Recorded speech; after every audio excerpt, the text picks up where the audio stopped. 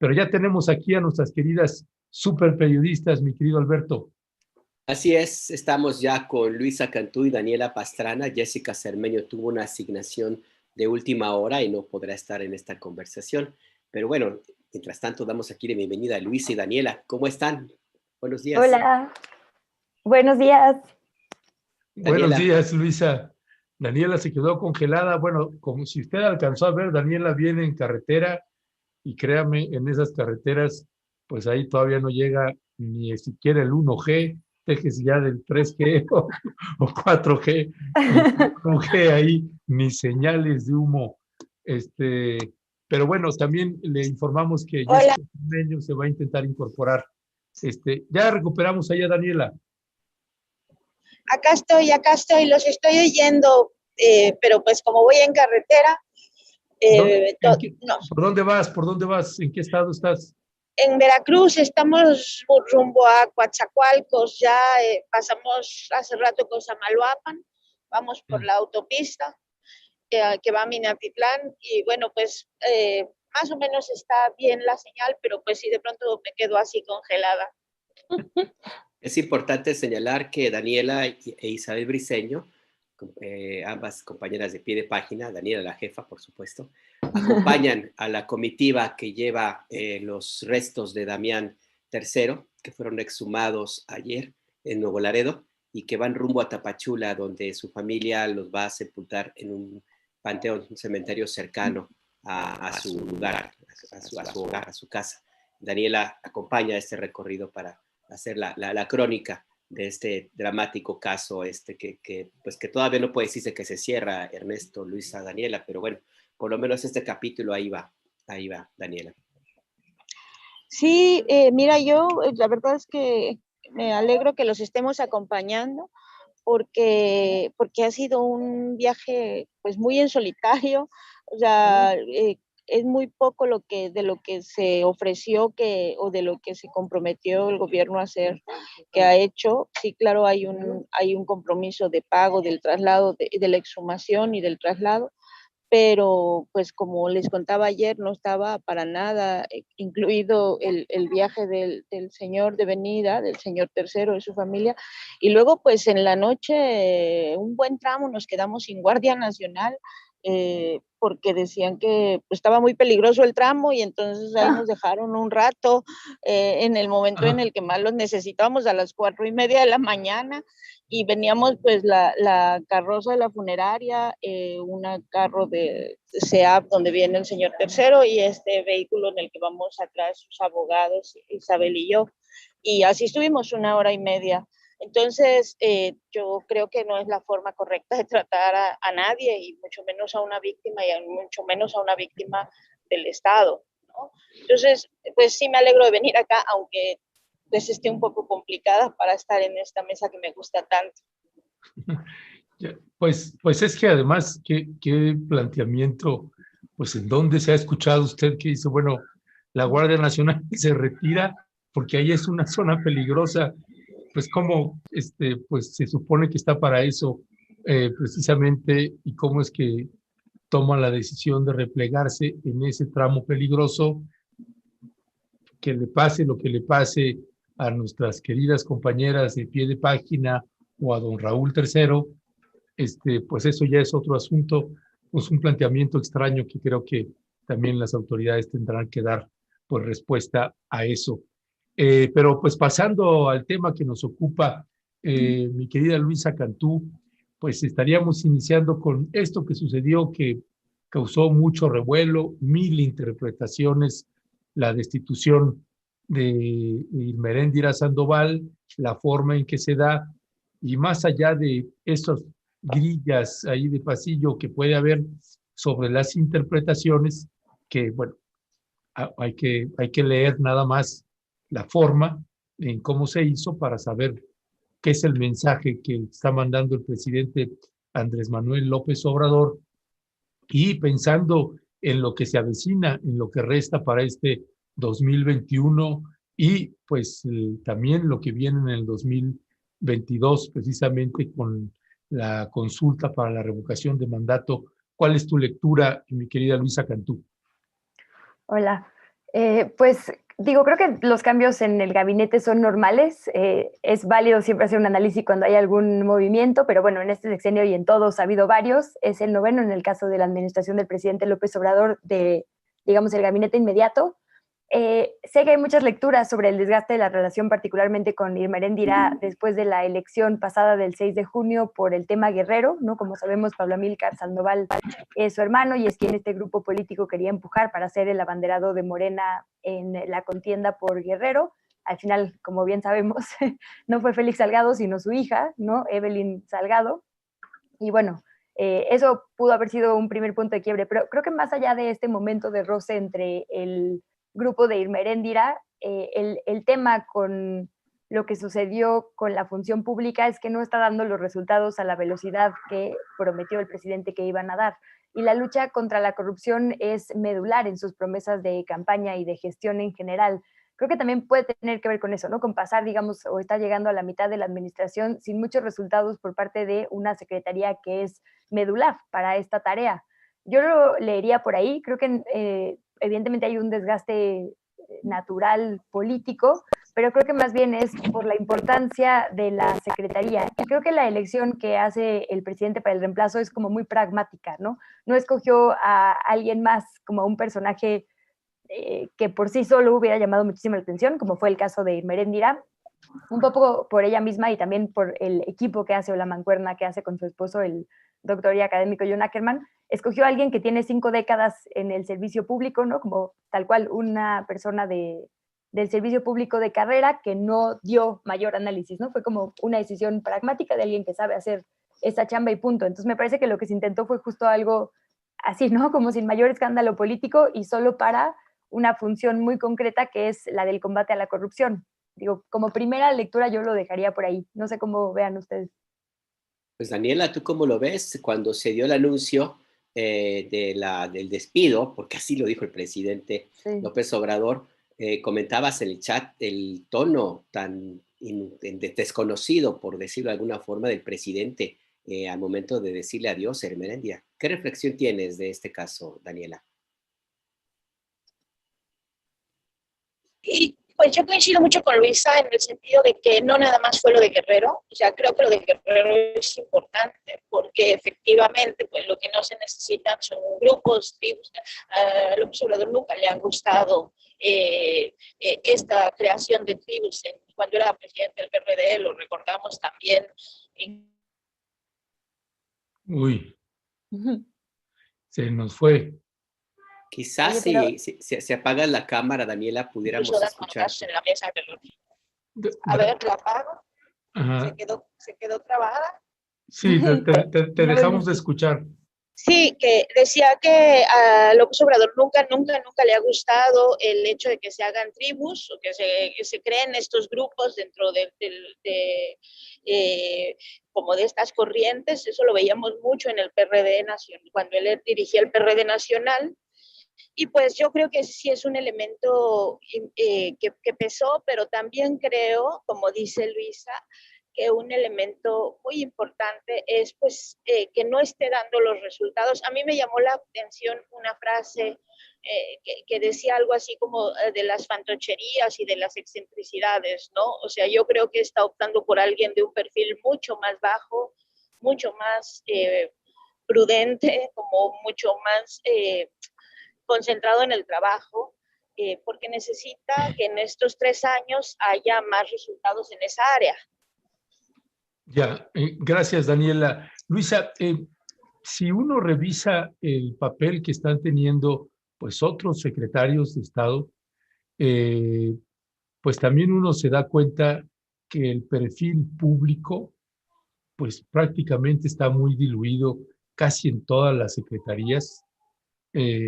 Si acaso el canciller Marcelo Ebrard, que sigue teniendo pues un reflector ahí importante y es más mediático, pero los demás, incluyendo la titular de la Semarnat, incluyendo pues el de pues la Secretaría de Bienestar, pues prácticamente casi todas las secretarías son secretarios de Estado con un bajo perfil público. Es y con este nuevo nombramiento, pues todavía aún más, pues la gente ni siquiera se terminaba de aprender el nombre de tan desconocido que era. ¿Cómo interpretar este tipo de gabinete que está pues presentando el presidente y que cada vez más les va quitando ese perfil público? Se acabó aquel gabinete que anunciaba con bombo y platillo, con puros personajes conocidos, pues gradualmente los va bajando, y los que sí eran conocidos, pues también poco empiezan a aparecer de manera pública.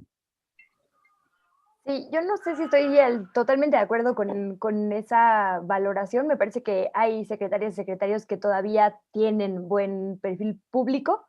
Es el caso del canciller, pero es el caso también de la ministra en retiro, Olga Sánchez Cordero. Por ahí me parece que quizá el tema de Delfina Gómez últimamente, mucho más de hecho Delfina que Esteban Moctezuma en educación, Alcocer me parece que no está del todo ausente, es decir, creo que hay ciertas secretarías que han tomado por la propia coyuntura una relevancia especial, hay otras que debieron haber tomado una relevancia especial y no lo hicieron, ¿no? Como es el caso de la del trabajo. Creo que Luis Alcalde ha sido la gran ausente en un momento donde hubiera sido importantísimo que estuviera en la primera fila, ¿no? En el caso concreto de Semarnat, es interesante porque justo, digamos que se vio, como estamos viendo de hecho también en estos días, que el presidente no ha roto o podido romper por completo con esta cúpula empresarial, ¿no? Que en otro momento era alguien con quien por lo menos el discurso no estaba muy cercano o era afín. El tema de Víctor Toledo y su salida de Semarnat, como bien decías hace rato, creo que fue medular, no tanto por los personajes, sino por el hecho, ¿no? Por haber escogido un bando sobre otro y quiénes eran estos bandos, ¿no? El bando empresarial poderoso contra el bando de prácticamente el activismo por el campo, ¿no? Entonces, creo que hubo momentos clave, no me parece que este particularmente sea un momento clave así, como de un enfrentamiento ideológico o de grupos dentro del gabinete, y coincido en que pues este video y cómo lo compartió habla mucho del tema, ¿no? Pienso en el momento en el que anunció de la salida de Herrera de Hacienda para proponerlo como, ¿no? A Banxico. Pienso en otros momentos cuando ha habido estos relevos, normalmente es una fotografía o un video de todas las personas juntas, ¿no? Paradas como en una igualdad de condiciones. Acá había un escritorio de por medio, ¿no? Claramente sí, yo coincido en que la comunicación del presidente dijo mucho, como bien decía Dani, y también la de Irmeréndira, como entre el nervio, el le sonrío, a ver si me voltea a ver, pero no, ¿no? Como que creo que esta vez sí tiene que ver no con algo mucho mayor, sino simplemente con una funcionaria que no dio el resultado. Ahora, creo que particularmente ha habido medios y campañas que sí se han ensañado con ella, o sea, que han tratado de atacarla una y otra vez, siempre es alguien que está bajo la mira pública junto con, como decía, su equipo, ¿no? Inevitablemente tenemos que hablar en este caso de la pareja que es John Ackerman. Han sido dos personajes muy polémicos a lo largo de todo el sexenio y creo que no necesariamente pues dieron los resultados que prometieron, ¿no? Entonces, no sé, yo no sé si el presidente ha desgastado a propósito las figuras, creo que pues evidentemente hay desgastes natural por la situación de cada dependencia, creo que se nota cuáles son sus favoritos y sus favoritas y cuáles no, sin duda, pero creo que lo que no le gusta más bien es como que no lo arropen, ¿no? Que no haya como este cierre de filas. Más bien creo que ahí es cuando ha habido rompimientos importantes, cuando se nota justo esto que decía Daniela, ¿no? Divisiones muy evidentes o gente que se va como por un camino distinto a este pacto, digamos. Creo que ahí más bien es cuando se nota. Casi siempre se menciona, Daniela Pastrana, que la elección intermedia es como ya el primer corte de caja de los gobiernos en México, de los sexenios. Y a partir de esta elección intermedia empiezan los cambios en el gabinete, pero también empieza ya la carrera desbocada por la sucesión. ¿Tú crees que estamos en este momento en el gobierno de López Obrador? ¿Ya estamos en la sucesión? ¿Va a haber más cambios? ¿Tú cómo lo ves? Pues yo creo que va a haber más cambios. Antes quiero decir algo porque justamente creo que hoy estoy muy de acuerdo con Luisa en todo lo que dice. Entonces, si pierdo la señal, sabrán que cualquier cosa estoy de acuerdo. Porque, lo que diga Luisa. Okay. Sí, fíjate que ahorita que lo estaba diciendo, yo también creo que que no necesariamente es que esté pensando en que tengan menor perfil público, porque a mí me llamó mucho la atención un tuit de Rogelio Ramírez de la O, nuevo secretario de Hacienda, que decía, pues estoy aquí entendiéndole, bueno, palabras más, palabras menos, estoy aquí entendiéndole a esto del Twitter para poder comunicarnos más, ¿no?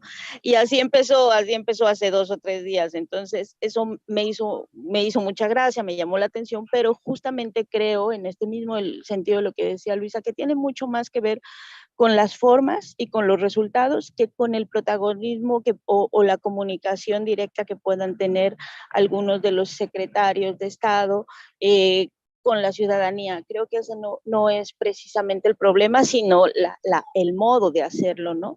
Y que sí, para ciertas áreas que pueden ser estratégicas, pues necesita algo que funcione más, que hable menos y funcione más, creo yo, ¿no? Entonces, en relación con esto de lo de la mitad del gabinete, pues lo que pasa es que tenemos un problema un poco serio, es que tenemos de los 3 años que llevamos 1 año y medio en pandemia.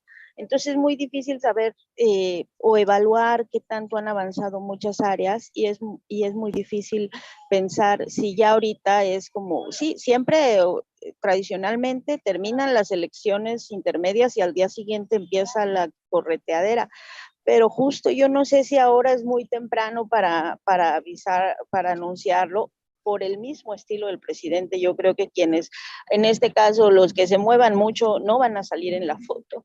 O sea, justamente es al revés, ¿no? O sea, o bueno, más bien es en ese sentido, la frase esa histórica del que se mueva no sale en la foto. Bueno, pues el que se mueva mucho ahorita creo que no, porque creo que ahorita lo que necesita es un gabinete que cierre filas con su proyecto, que trabaje seriamente, sí con comunicación con la ciudadanía, pero mucho más, con mucho más sobriedad.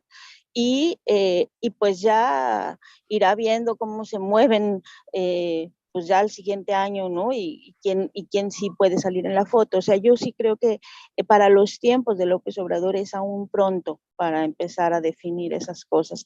Aunque, pues ya también sabemos que en los medios de comunicación, líderes de opinión y todo eso, pues van a empezar a mover, pues ya estaban desde, bueno, hasta a López-Gatell lo hacían presidenciable hace 1 año, ¿no? Entonces, la carrera empieza en muchos lugares, siempre todos quieren estar como adivinando, pero yo creo que para los tiempos del presidente es aún pronto, porque todavía va a haber más ajustes, él mismo lo ha dicho, y sí creo que todavía está viendo dónde puede apretar para terminar las cosas que quiere terminar. Él claramente ha dicho que no quiere dejar de las obras que le ofreció, de las cosas que le ofreció, cosas pendientes. Y entonces creo que pues se va a centrar en este tiempo en hacer los ajustes necesarios para que pues termine las cosas que él quiera terminar. Entonces yo creo que sí todavía falta.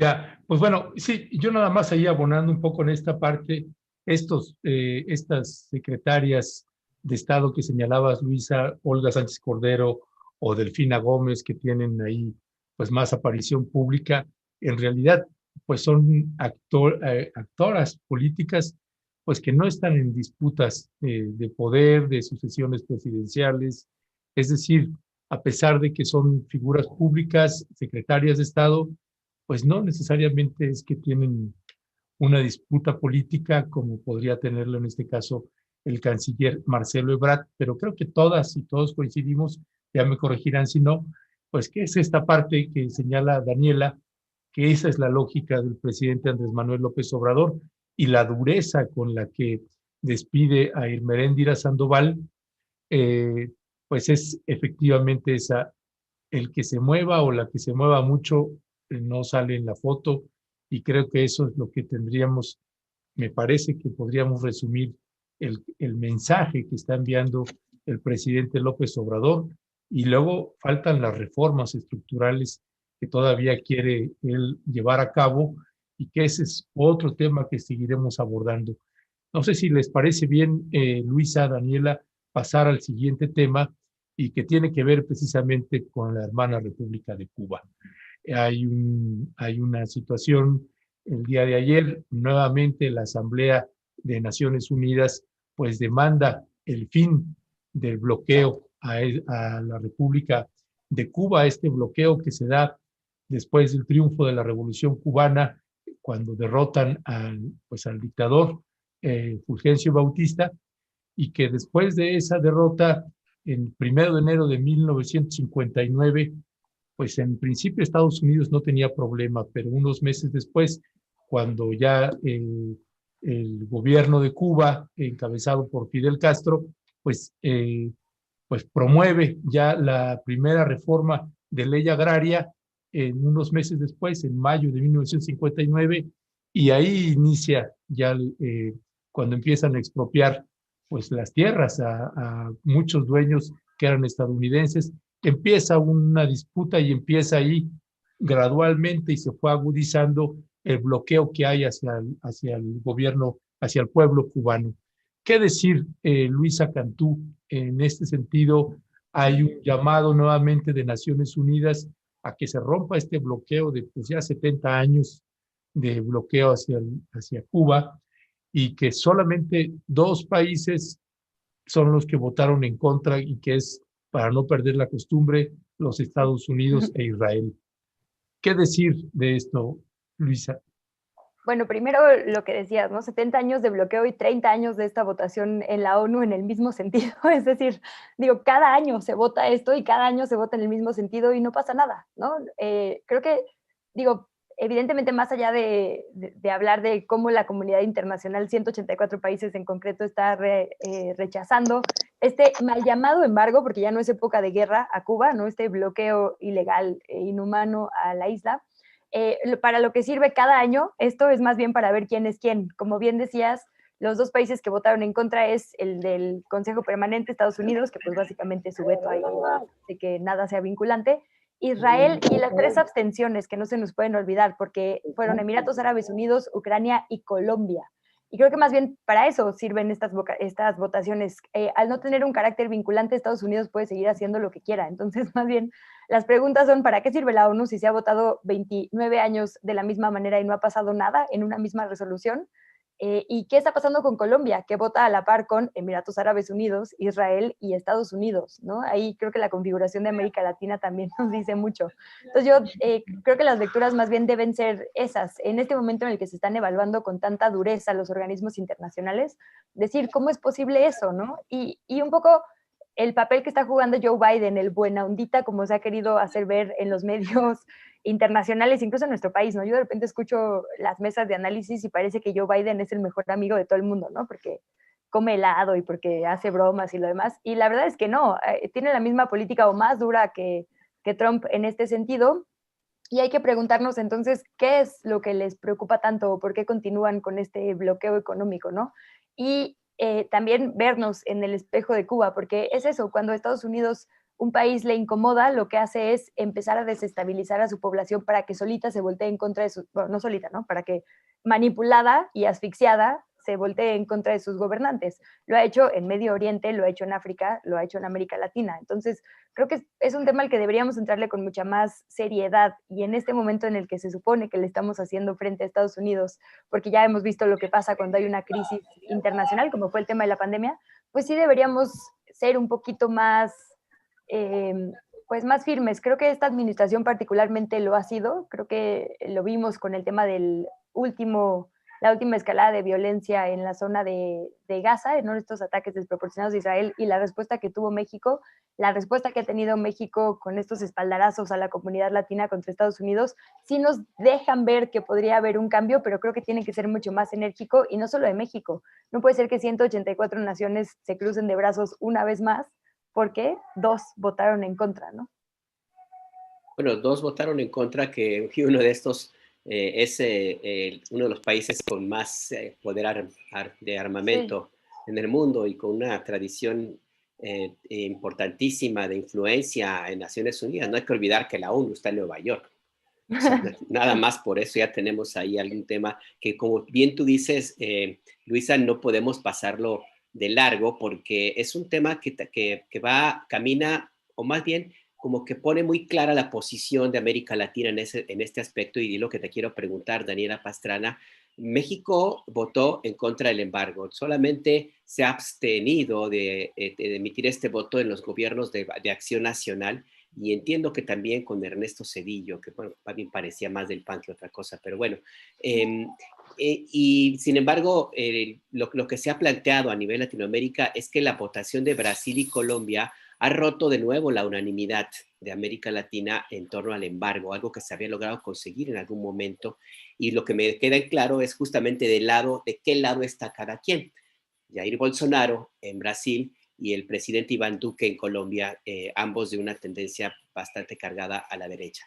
¿Cómo ves tú este tema, Daniela Pastrana, esta posición del gobierno del presidente López Obrador? Y te quiero añadir un dato si quieres comentarlo. La posición que también emite el gobierno de México en torno a esas agresiones brutales que existen a los derechos humanos por parte de Daniel Ortega en Nicaragua. ¿Cómo lo ves tú?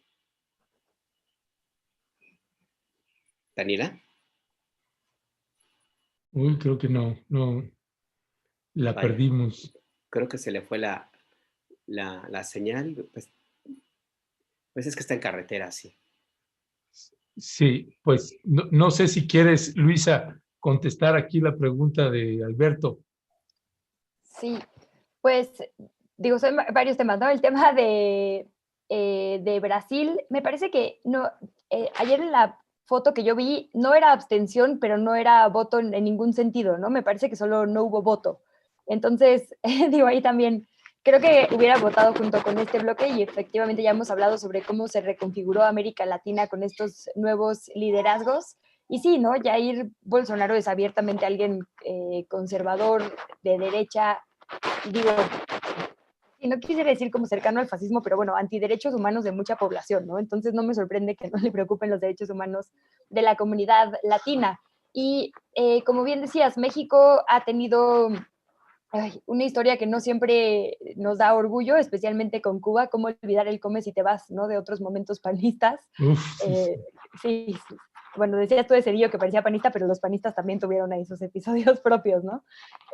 Y entonces, bueno, ahora sería un muy buen momento. Digo, me parece que debió haberse dado natural con la salida de los Castro del poder, ¿no? Porque al final todo el tema era eso, el argumento que siempre ha tenido Estados Unidos, y digo, no que yo lo valide, pero ese es el argumento que ellos han dado, es que este régimen tenía representaba más bien una amenaza a su seguridad nacional por la cercanía que ellos aseguran tienen con la entonces Unión Soviética, ahora con Rusia, y de alguna manera estratégicamente y geopolíticamente podían representar una amenaza para su país, ¿no? Insisto, el tema del embargo es una acción de guerra, no hay ninguna justificación para tenerlo en tiempo de paz, y menos pensando que de ninguna manera una isla representa una amenaza para Estados Unidos, ¿no? Entonces, digo, ahí creo que, pues sí, México y todas las demás naciones, porque no solo es México, digo México, y en este momento que se está colocando como hermano grande otra vez de América Latina, podría ser bastante más sinérgico, pero creo que en general la comunidad internacional ha sido parte de esta especie de simulación de lo que es la ONU, ¿no? Como todos vamos y discutimos temas que terminan no siendo vinculantes o que terminan siendo vetadas por uno de los 5 del Consejo Permanente. Entonces, ahí yo no sé, creo que urge que se plantee con más seriedad este asunto.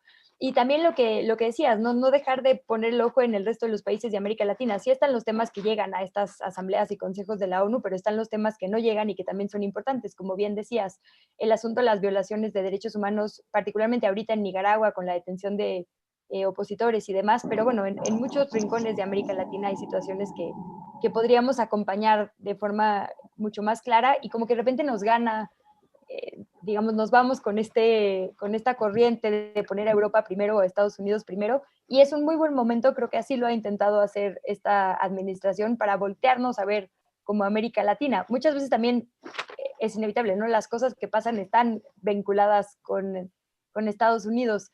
Acaba de pasar justo, ¿no? El aniversario del halconazo, y tuve una mesa en la que uno de los ponentes nos contaba cómo los halcones fueron entrenados por la Embajada de Estados Unidos en nuestro país, ¿no? Entonces, híjole, todos los momentos de violencia en América Latina de alguna manera tienen un vínculo con, ¿no?, nuestro vecino del norte. Entonces creo que también no podemos obviar esta situación, ¿no?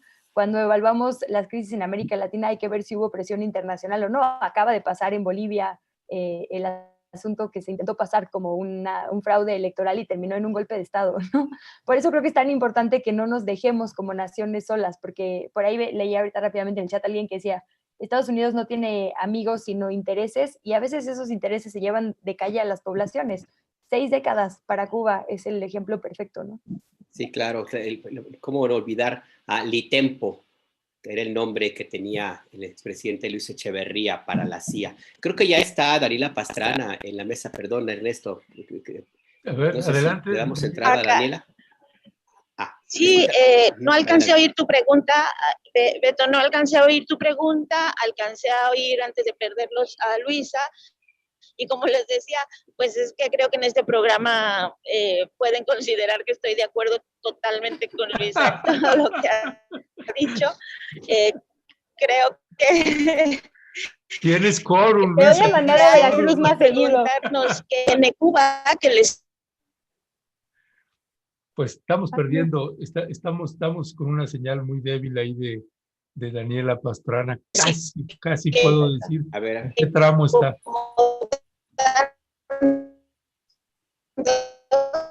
No.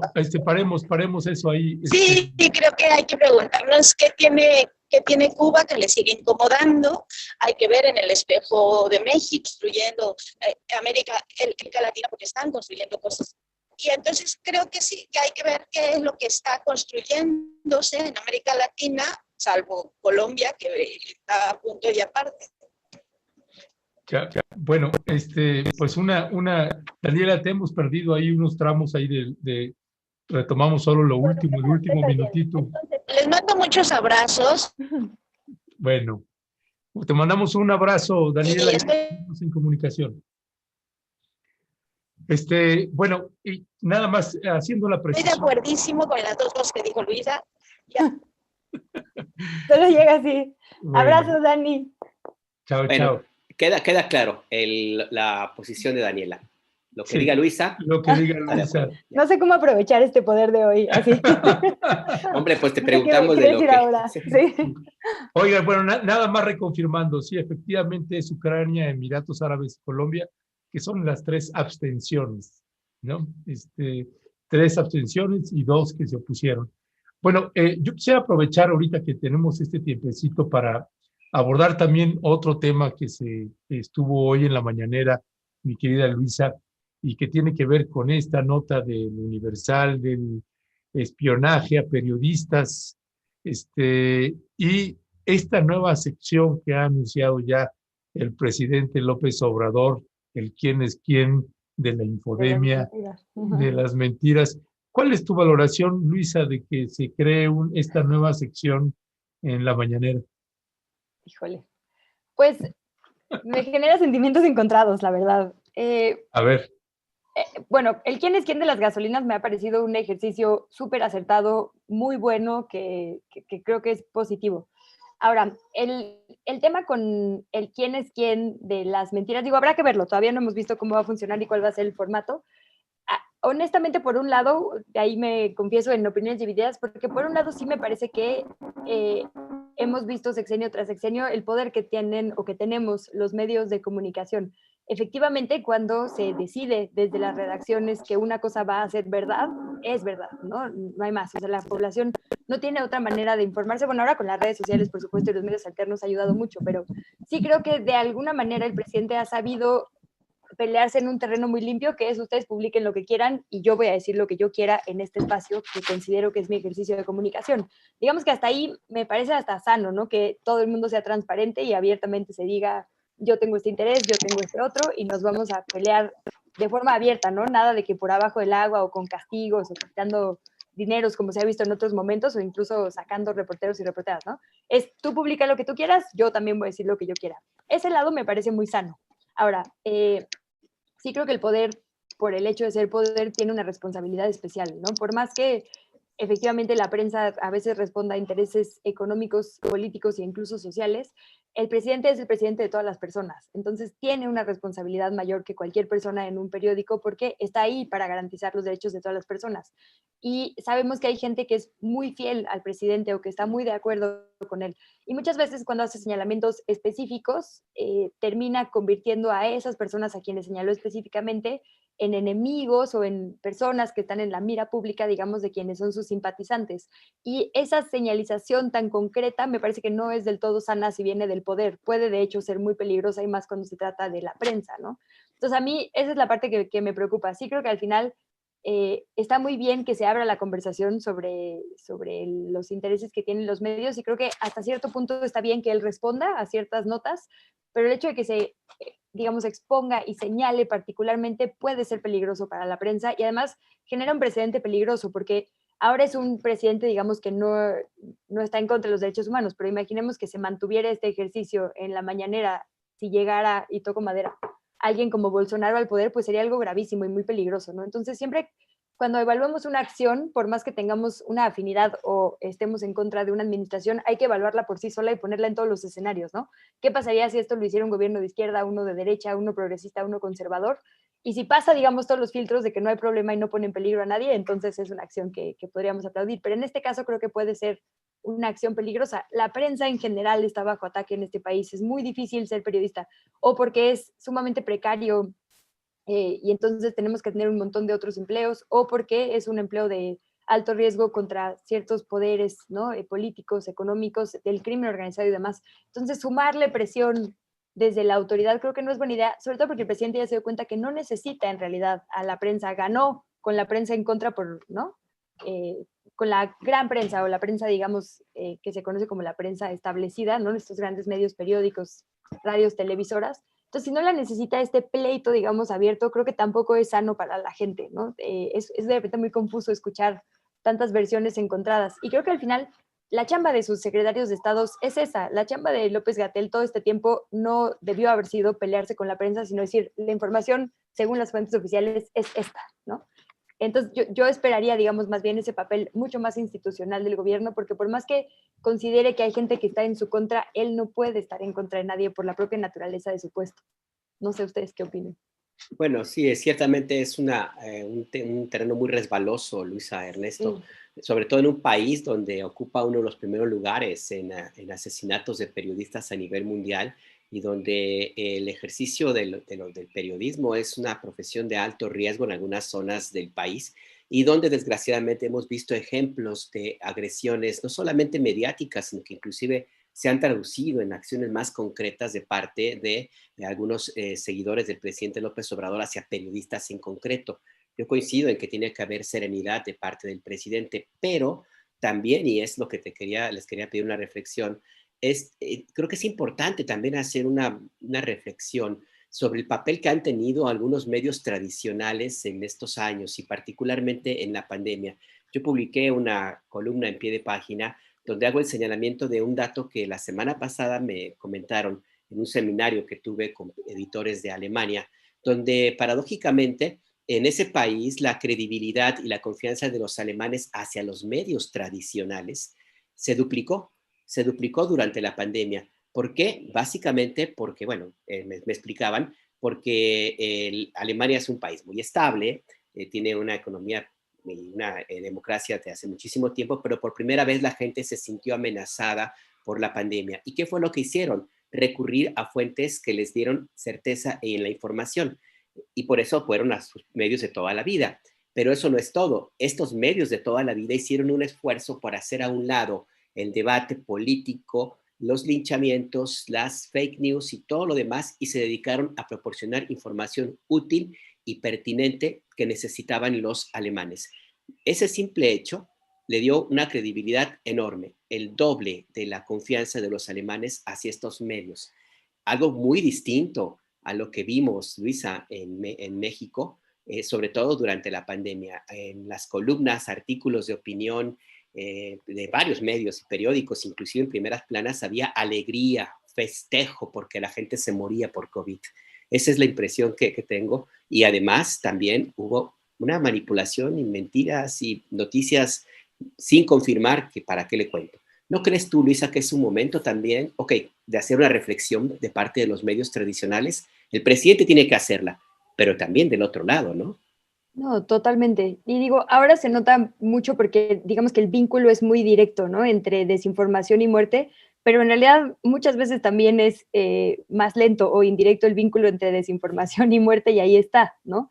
Estoy de acuerdo, me parece muy lamentable el papel que hubo en muchos medios de comunicación durante esta pandemia porque justo más bien aprovecharon, ¿no? Cualquier oportunidad para, pues sí, exaltar su línea en contra de esta administración, costara lo que costara. Creo que ahí digo, la gente pasó factura. Yo sí creo que hubo gente y por eso el crecimiento de grandes medios, pero que no tenían tanto alcance como pie de página durante esta época, ¿no? Porque la gente aprendió a buscar esas fuentes que estaban auténticamente proporcionando solo información útil y como quitando este ruido mediático. También ahí creo que, digo, nos dimos cuenta particularmente en el tema de la pandemia, la falta que hace la divulgación científica. No es algo en lo que se invierta para nada en ninguno de los medios. Les digo porque yo hice la especialidad de eso en la carrera y todo el mundo nos decía, bueno, ¿para qué? ¿No? Tiraste un año a la basura porque eso no sirve en este país. Y bueno, ahora pues llegamos todas y todos no con la preparación que era necesaria para afrontar una crisis como esta. Ahora también la salida fácil fue entrevistar a los de siempre, ¿no? Y ahí eran los tres mismos médicos opositores al gobierno de Andrés Manuel López Obrador hablando como autoridad en todos los medios de comunicación. Entonces sí creo que nos replantea como medios de comunicación y nos replantea también a las personas que durante sexenios y sexenios tuvieron voz, porque siempre son las mismas, ¿no? Siempre en los mismos medios están los mismos analistas políticos, los mismos analistas económicos, los mismos analistas de salud ahora en este caso, y eso enmarca la discusión a solo su visión de las cosas, y a mí me parece muy peligroso eso. Es una gran oportunidad para replantearnos nuestro profesionalismo y la pluralidad de voces que urge en la sociedad, porque de que hay personas expertas hay un montón, ¿no? Solo no estamos sabiendo encontrarlas o no hemos querido hacerlo. Ya, gracias, Luisa. Luisa, hace rato que decías, la prensa está bajo ataque. ¿Qué prensa está bajo ataque? Porque, digo, en la lógica en la que por lo menos en mi percepción, pues los que hemos estado bajo ataque somos los ciudadanos con tanta infodemia, con tanta desinformación y manipulación, sesgos periodísticos durante décadas y décadas que pues ahorita pues estamos poco a poco algunos medios emergentes pues tratando de ir pues de alguna manera reseteando un poco el trip que nos estuvieron inoculando durante décadas. Y me quedo pensando en los grandes medios televisivos, radiofónicos, eh, impresos, me refiero los medios más poderosos del país en cadena nacional o con un alcance importante a nivel nacional, ¿esos medios los identificas que están bajo ataque? No, para nada. Bueno, yo dividiría en dos quizá, ¿no? A lo mejor los dueños o los grandes directores de esos medios de comunicación para nada están bajo ataque, al contrario, ¿no? Han sido cómplices y su neutralidad u omisión ha sido cómplice, digamos, en esta violencia contra la prensa. Muchas veces ellos y ellas ejercen violencia hacia la prensa con estas condiciones que decíamos, ¿no? Sumamente precarias para hacer nuestro trabajo. Para mí ahí es muy difícil porque tengo muchas compañeras y muchos compañeros queridos en medios de comunicación que auténticamente intentan hacer su mejor esfuerzo con las líneas editoriales terribles que tienen en sus medios, porque honestamente no había muchas opciones. La verdad es que los medios, como decías Ernesto, alternativos, como independientes, emergentes, exacto, son muy poquitos y ha sido, bueno, yo los he visto, ¿no? A ti, por ejemplo, digo, con los que he tenido cerca, a ti, a Dani Pastrana, bueno, la red de periodistas de a pie, con sus primeras fundadoras, es más, ¿no? Y muchas de ellas ahora en espacios que de verdad están haciendo la diferencia, como Elia Baltasar en Imer y demás. Ha sido una lucha muy, muy grande, muy, muy larga, y creo que no toda la gente ha tenido esa oportunidad, y muchas personas han tenido que emplearse en los medios de comunicación grandes y tradicionales, a pesar de no estar de acuerdo con su línea editorial, y aún así tratan de hacer un trabajo, digamos, que les deje dormir. Entonces ahí me parece, digo, bajo ataque me refiero a bajo ataque hasta de tu propio jefe muchas veces, ¿no? Digo, yo trabajé en una gran televisora y les puedo decir, hay mucha gente que tiene ideales y que está ahí porque de verdad quería hacer cosas distintas y lo intenta hasta donde los márgenes permiten. Sé que todas y todos deberíamos buscar mejores opciones, pero en este país no siempre las hay y pues no, mucha gente, no solo en el gremio periodístico, sino en muchos gremios, tiene que trabajar donde puede. Entonces yo ahí diría, pues no seamos duras y duros con esa gente que está haciendo lo mejor que puede por darle de comer a su familia, sino Claro. con un paso más arriba, ¿no? Que es en donde hay que poner la mira, porque al final son quienes están tomando las decisiones. Esa prensa no está bajo ataque, por supuesto, esa prensa es la que ataca, ¿no? Estos grandes medios de comunicación que además pertenecen a magnates de otras cosas, ¿no? No es que se dediquen a los medios de comunicación y al periodismo. El medio de comunicación es otra de sus armas, digamos, para su proyecto, muchas veces económico. Entonces, haría esa distinción. Cuando hablamos de grandes medios, una cosa es, digamos, las y los periodistas que estamos ¿no? en la última cadena y quienes están moviendo los hilos. Y sí, efectivamente, la prensa que cuando decimos está bajo ataque es más bien la prensa en los estados, que imagínense, pues si Daniela esta vez se quedó sola sin Guardia Nacional en un pedacito de camino, imaginemos la gente que está todos los días tratando de hacer periodismo en donde la Guardia Nacional dice que no puede entrar.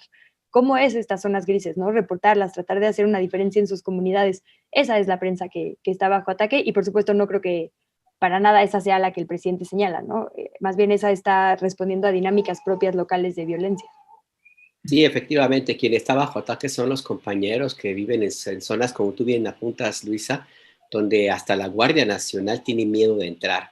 Ellos son los que están en un verdadero riesgo y paradójicamente quienes se asumen y van y presumen y hacen un gran escándalo, pues son los que viven en la Condesa, los que viven, o el personaje este locutor que tiene un piso entero, una torre de Polanco, con una vista impresionante al bosque de Chapultepec, se apellida López Dóriga, por ejemplo, ¿no? Él sí está bajo ataque en su yate, seguramente. Bueno, pues son estos personajes los que están clamando que en México hay un autoritarismo, que hay un presidente que pone en riesgo la seguridad de los periodistas y se refieren a ellos. Ellos jamás se fijan en los periodistas de a pie y no a nuestra organización, sino a los que están justamente en estos sitios donde hasta el ejército tiene miedo de entrar. A esa reflexión también me parece que sería importante sumarle, y también algo más que me parece también importante y paradójico, Luisa, no sé ya si me permites esta última pregunta y quería pedir tu opinión. El presidente López Obrador insiste en que pues, los medios de comunicación tradicionales pues, están rebasados, que por fortuna existen las benditas redes sociales, que la gente se informa en otro lado, que la gente, el pueblo no es tonta y sabe muy bien distinguir quién es quién en los medios de comunicación, pero todos los días cuando se refiere a los medios, habla el presidente de Loret de Mola, de López Dóriga, de Ciro, de personajes que él mismo dice que no tienen audiencia, y sin embargo él mismo al mencionarlos en la mañanera paradójicamente se convierte en su publicista. Yo creo que le van a tener que cobrar regalías o algo, o debería cobrar regalías el presidente, ¿no crees, Luisa? Digo, creo que está bien que alguien por primera vez diga en voz alta que estas personas tienen intereses y que han servido, ¿no? A intereses de otras administraciones. La verdad es que sí creo que, digo, para nosotros es fácil identificarlo porque, digo, para mí un poco menos que para ustedes que tienen más experiencia, pero más o menos uno cuando está en este gremio acaba sabiendo cómo funcionan las cosas en las diferentes empresas. Pero es verdad que la gente no tiene por qué saberlo, ¿no? De por sí ya cada quien tiene suficiente con lo que pasa en su día en este país. No tienes por qué, además, estar, ¿no? Como al corriente con quién es quién en los medios de comunicación. Por un lado, yo creo que está bien y que es justo. Al final, cada quien tomamos nuestras decisiones y tenemos que responder por ellas y por cómo hemos ido evolucionando. Y creo que está bien que de repente también a actores y actoras que son de interés y que terminan moldeando la opinión pública se les lleve al escrutinio público, ¿no? Ya lo hemos hablado aquí sobre, pues sí, de repente duele que nos lleguen esos mensajitos así ¿no? En redes sociales o demás sobre que no les gusta nuestro trabajo, pero es un ejercicio sano, está bien que haya retroalimentación de las audiencias a los medios de comunicación, está bien que nos cuestionen si vamos a tener un espacio que abre o que tiene la posibilidad de llegar a muchas personas. Yo creo que eso está bien y eso me parece sano sobre todo porque la verdad ahí sí es una lucha igual de poderes, ¿no? López Dóriga y el presidente sí están a la misma altura, pues no hay ninguno más vulnerable. La verdad es que para nada está bajo ataque, el señor puede decir lo que quiere y no le va a pasar nada porque así lo ha hecho durante muchos años, ¿no? Y tiene una posición económica y social que le permite, la verdad, no estar para nada vulnerable. Ahí se pueden decir lo que quieran y yo no siento que haya nadie en desventaja para nada, ¿no? Y creo que es sano y creo que estamos en deuda como medios de comunicación en general de transparentar quiénes somos. Y ahí sí, a lo mejor está bien que el dueño de X periódico, para no señalar a nadie, diga, yo tengo intereses empresariales y mi línea siempre va a ser defender a las empresas. Y perfecto, bajo esa lupa lo vemos, ¿no? Ustedes pueden decir, yo tengo intereses particularmente sociales, a mí me interesan, ¿no?, las comunidades que se están quedando rezagadas del resto de la sociedad, y mi enfoque siempre va a ser dándoles prioridad a esas voces. Entonces ya, ahí muy bien, cada quien sabe dónde buscar información y que la información que nos esté llegando tiene un sesgo. Lo que no está bien es esto, y por eso ahí lo de influencers orgánicos, periodistas orgánicos, intelectuales orgánicos, ¿no? Son disfrazar un interés por el que se les está pagando o que responde a alguien más, a grupos de poder, es lo que no se vale. Y creo que de aquí, de este sexenio, va a salir algo muy interesante. Uno, creo que la gente está como nunca consciente de quiénes son los medios de comunicación y exigiéndoles, uno, que estén a la altura, y dos, a través de las audiencias. Justo ayer escuchaba a Ofelia Pastrana que decía, es que los medios de comunicación, ella hablaba en el sentido de que no hay representación de la comunidad LGBT en los medios, ¿no? Porque sí, todos somos muy progres, pero nadie tiene a un conductor de la comunidad LGBT o a una conductora. Y en este mismo sentido creo que pasa esta onda de, es que no, las audiencias no entienden de los temas, hay que dárselos muy masticados y muy digeridos, ¿no? La gente no está politizada ni le importan los temas de economía. Digo, yo lo he escuchado en 1,000,000 de redacciones, ¿no? No, la gente que tiene menos ingresos económicos solo quiere escuchar sobre cosas banales, ¿no? Sobre perritos y la verdad es que hoy más que nunca sabemos que eso es falso. Toda la gente de este país está sumamente informada, sumamente politizada, y está bien que desde muchos ámbitos distintos se nos pidan cuentas. Lo único que yo apuntaba hace rato es que la autoridad tiene que ser autoridad para todo el mundo, incluso para quien les está golpeando y, ¿no?, criticando todo el día, porque pues para eso les elegimos, y eso no lo puede perder de vista el presidente López Obrador. Insisto, sí hay quien está en desacuerdo con el presidente, pero el presidente no puede estar en desacuerdo con gente, ni este ni ninguno, ¿no? Y si él va a decir ser diferente de los presidentes anteriores, esta es la forma de respetarlo. Está bien, digo, abiertamente decir quién es quién, pero no puedes tú volverte alguien que les ponga bajo la mira pública si te estás jactando de ser distinto, ¿no? Bueno, ya sé que nos pasamos del tiempo, querida audiencia, y José Ignacio, que debe estar ya por ahí a la espera, pero díganle que nos dé unos minutitos más. Ahí vamos ahorita, ya que tenemos a Luisa así solita de apechito, pues hay que aprovechar, porque precisamente nos está regañando Alberto, el señor Rebanada, nos dice, no la presionen, no manchen, ella está en la octava, tiene que mostrar mesura, ¿no? Aunque ahí debo decir, en la octava soy muy mesurada, porque es un espacio de noticias, ¿no? Entonces ahí yo no debo existir sino las noticias. Que es un espacio de opinión, me permite un poquito más de chance, la verdad, aquí sí lo aprovecho. Qué bueno que la aprovechas aquí, Luisa. Sí, gracias por la oportunidad. Y nosotros, a ti, mi querida Luisa Cantú, una brillante periodista, aunque ella luego se tape y le dé pena, pues es honor a quien honor merece, una brillante periodista, Luisa Cantú, y que afortunadamente, conjuntamente con Jessica Cermeño de Univisión y con Daniela Pastrana de Pie de Página, pues conforman esta mesa ya conocida como las super periodistas. No es un superlativo así nomás, más allá del carneo, mucho de razón tenemos en lo que le decimos. Luisa Cantú, como siempre, un placer. Te mandamos un fuerte abrazo y gracias por acompañarnos. Todo mío, y voy a estar pendiente de cuando les toque su sesión solitas a Jessica y a Dani, a ver qué tal les va también. No, muchos abrazos y gracias a ambos y también a quienes nos acompañaron. Gracias, Luisa, gracias. Gracias.